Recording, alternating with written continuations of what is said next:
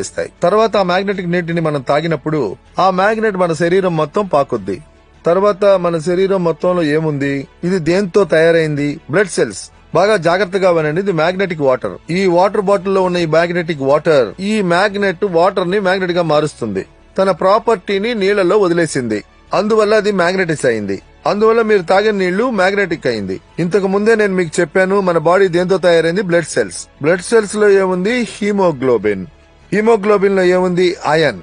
Iron ఏం చేస్తుంది? Magnet ని అలా లాగుద్ది. దేని లాగుద్ది? మ్యాగ్నెట్ ని అలా లాగుద్ది. కాంబినేషన్ ఏంటి?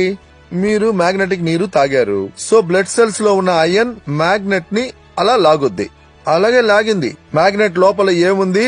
నీళ్లు వచ్చాయి. నీళ్లు ఏని రూపం? ఆక్సిజన్. అగైన్ ఏమైంది? బ్లడ్ సెల్స్ కి నీళ్ల రూపంలో ఆక్సిజన్ లభించింది. ఈ మ్యాగ్నెటిక్ నీటిని మీరు తాగారంటే అది ఒట్టి నీళ్లు కాదు, వాటర్ కమ్ ఆక్సిజన్.